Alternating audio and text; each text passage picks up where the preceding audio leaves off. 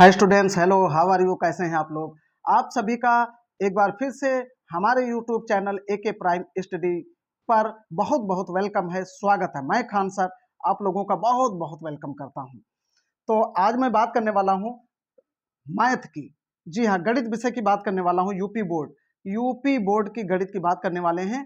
और UP board गणित की क्लासेस हमारी कंटिन्यू है, लाइव है। प्रश्नावली 5.1 हम पढ़ा रहे हैं। तो इसी क्रम में हम आपसे एक बार फिर से रूबरू होने जा रहे हैं, क्लास शुरू करने जा रहे हैं, गणित का सवाल लेके उपस्थित हैं। तो गणित की एक्सरसाइज 5.1 की बात करेंगे। इसमें 2 सवाल हम आपको पढ़ा चुके हैं। आज सवाल नंबर पहले के तीसरे की बात है, पहले क्वेश्चन के थर्ड क्वेश्चन की बात करेंगे, इसके सॉल्यूशन की बात करेंगे।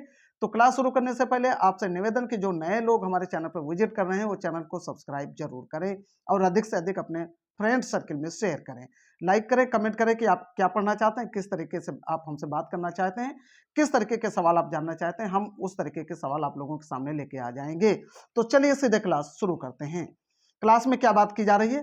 प्रत्येक मीटर की खुदाई के बाद एक कुआं खोदने में आई लागत, जबकि प्रथम मीटर खुदाई की लागत 150 रुपए है और बाद में प्रत्येक खुदाई की लागत 50 रुपए तक बढ़ती जाती है।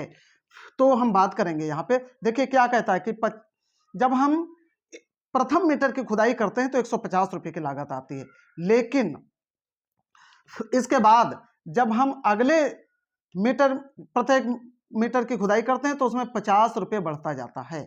ठीक है, तो हमारी एपी कैसे बनेगी और एपी होगी या नहीं भी होगी। ठीक, तो देखिए सबसे पहले सॉल्यूशन में प्रथम मीटर की लागत कितनी है? 150 रुपए। प्रथम मीटर की लागत 150। उसके बाद क्या कहता है क्वेश्चन, थोड़ा सा आगे बढ़ाते हैं। प्रथम मीटर की लागत हो गई 150। ठीक है, दूसरे मीटर खुदाई की लागत कितनी आएगी? 150 तो प्रथम मीटर की थी, 50 रुपए बढ़ गया तो कितना हो गया? 200 हो गया। कितना हो गया? 200 हो गया। फिर आइए तीसरे मीटर खुदाई की लागत। तीसरे मीटर खुदाई की लागत, अब देखिए 200 रुपये यहां हो गया था, 50 प्रत्येक मीटर के बाद बढ़ता है तो 50 फिर प्लस हो गया, अब हो गया 250। कहने का मतलब श्रृंखला क्या बनी? प्रथम मीटर की कितनी थी? 150 थी, दूसरे मीटर की 200 हो गई, तीसरे मीटर की 250 हो गई। अब अगर हम चौथे मीटर की निकालें तो 300 हो जाएगी, क्योंकि 50-50 बढ़ती जाएगी। उसके बाद फिर आगे निकालें तो 350 हो जाएगी, फिर निकालें आगे तो 400, फिर निकालें तो 450, फिर निकालें तो 500। इस तरीके से बढ़ता चला जाएगा। ठीक, ये श्रृंखला बनती चली जाएगी। ठीक है, अब जांच करना है कि क्या ये श्रृंखला एपी है, श्रृंखला सही से बन रही है या नहीं भी बन रही है। अब इसमें ये जो श्रृंखला बनी, इसमें 150 हमारा ए है, ए का मतलब प्रथम संख्या। ठीक है, इसको A1, 200 को A2, इसको A3, इसको A4 भी कह सकते हैं। उसके बाद D1, D1 का मतलब डिफरेंस, डिफरेंस का मतलब 150 और 200 के बीच में अंतर कितना है। ठीक, तो ये हो गया आपका D1। निकालने के लिए ये A2 है और ये A1 है, तो A2 माइनस A1 कर देंगे हम, मतलब 200 माइनस 150 बराबर 50। अंतर कितना आया? 50 आया। कहने का मतलब इन दो का अंतर 50 आ गया। अब अगले का अंतर 50 आएगा या नहीं भी आएगा, ये देख लेते हैं। ठीक है, कैसे देखेंगे? आप देखिए D2 का मतलब A3 और A2, A3 250 है आपका और A2 200 है। अब इन दोनों को माइनस करो तो कितना आ गया? 50। यहाँ भी आ गया। चलो यहाँ भी हम संतुष्ट नहीं हैं, हम और आगे एक बार एक संख्या और निकाल के चेक करते हैं। D3 में A4 माइनस A3, अगली संख्या जो होगी A3, D3 निकालने के लिए वो A4 से A3 माइनस करेंगे। ठीक है, तो कितना है? 300 माइनस 250, अब कितना आ गया? 50 आ गया। ठीक है, कहने का मतलब जितना जो अंतर निकलता आ रहा है वो एक समान निकलता आ रहा है। कहने का मतलब जो सार्व अंतर है वो 50 है। सार्व अंतर का मतलब सभी का अंतर 50 है। पूरी श्रृंखला में A2 minus A1, A3 minus A2, A4 minus A3, इस तरीके से हम निकालते चले जाएंगे, अंतर 50-50 का ही आएगा। ठीक है, तो सार्व अंतर कितना आ गया? 50 आ गया। जब सार्व अंतर 50 आ गया तो यहां हमको क्या दर्शा रहा है? यहां सार्व अंतर समान है। सार्व अंतर कैसा है? समान है, इसलिए यह श्रृंखला एपी है। इसलिए जो श्रृंखला बनकर तैयार हो रही है ये एपी है। बस यही आंसर है, यही हमको निकालना था। ठीक, चलिए सवाल नंबर 4, 1 का चौथा, ये भी समझ लेते हैं। क्या क्वेश्चन पूछ रहा है? खाते में प्रत्येक वर्ष का मिश्र धन, जबकि 10,000 रुपये की राशि 8% वार्षिक की दर से चक्रवृद्धि ब्याज पर जमा की जाती है। ठीक है, तो खाते में प्रत्येक वर्ष का मिश्र धन आपको ज्ञात करना है। कैसे ज्ञात करेंगे? पहले वर्ष की राशि कितनी है? 10,000 रुपये। पहले वर्ष की राशि 10,000 है, ठीक हो गया। अब दूसरे वर्ष की निकालने के लिए हमें सूत्र लगाना पड़ेगा, दूसरे वर्ष का चक्रवृद्धि ब्याज।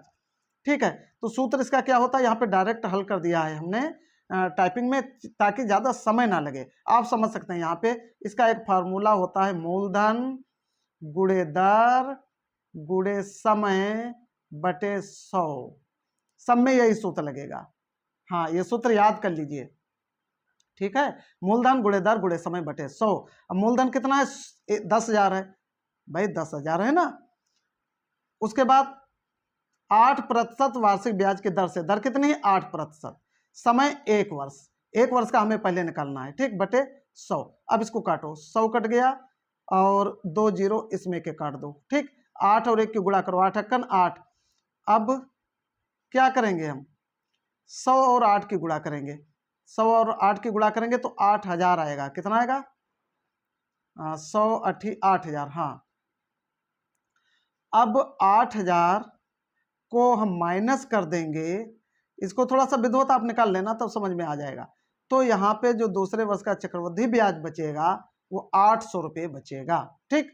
अब दूसरे वर्ष की राशि कितनी हो जाएगी? 10,000 पहले से थी, 800 इसमें प्लस हो गया तो 10,800 हो गया। अब तीसरे वर्ष के लिए फिर आप यही सूत्र लगा दीजिए, मूलधन गुणे दर गुणे समय बटे 100। ठीक है, यही सूत्र फिर आ गया। इस सूत्र पे फिर इसको हल करके और निकाल लीजिए, 864 आएगा। आ गया समझ में? अब तीसरे वर्ष की राशि कितनी आ गई? अब ये 864 10,800 में प्लस कर दीजिए, 11,664 आ गया।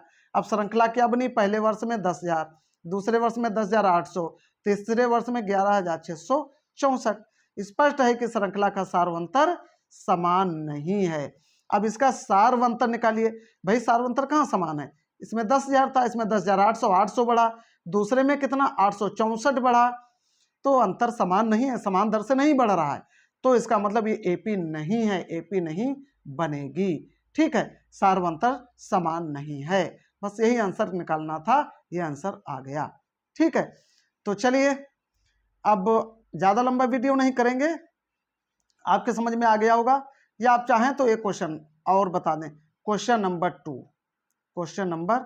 2। चलिए लेकिन नहीं, चलिए क्वेश्चन नंबर 2 नेक्स्ट टाइम में स्टार्ट करेंगे। नेक्स्ट क्लास में हम क्वेश्चन नंबर 2 की बात करेंगे, क्योंकि 2 में फर्स्ट सेकंड थर्ड कई क्वेश्चन है, ये आपको पढ़ाएंगे हम। एक तरफ से ये हमने पहले से सब सॉल्यूशन निकाल के रखा हुआ है ताकि आपको अच्छे से पढ़ाया जा सके। तो चलिए क्वेश्चन नंबर 2 की हम नेक्स्ट क्लास में बात करेंगे। तो आज की क्लास यहीं पे द एंड करते हैं, मिलते हैं नेक्स्ट क्लास में। आपसे एक बार फिर से निवेदन के साथ क्लास से विदा लूंगा कि चैनल को सब्सक्राइब जरूर करते जाइए।